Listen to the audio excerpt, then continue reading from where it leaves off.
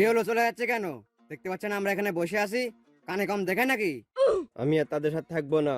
বন্ধু শুধু নামে না, কাজেও হতে হয়। হঠাৎ গাড়ার মতো ব্যবহার করছে কেন? কি হয়েছে সেটা বলুক। আমি যে বিশ্বাস করে তাদের একটা গোপন কথা বলেছি, সেটা গোটা পাড়া হলো কি করে? কোন গোপন কথা? তার তো গোপন কথার অভাব নাই। আমি তো কাউকে কিছু বলিনি, সে বলছে নাকি? আমাকে গোপন কথা বলা আর জীবন বিমা করা একই কথা। মরার আগে বের হবে না। আমি তো কাউকে বিশ্বাস করতে পারছি না। আমি যে ড্রাইভার পরে ঘুমাই, এটা পাড়ার মানুষ জানলো কি করে? সে ঘুমালে যে নঙ্গি গিয়ে খাটের তলে থাকে, সেটা তো আমি কাউকে বলিনি। শুধু আমারটা বলছে কেন? আর একজন যে গার্লফ্রেন্ড ফোন না ধরলে সারা রাত বসে কাঁদে, সেটা বলুক। এখানে আমাকে টানছে কেন?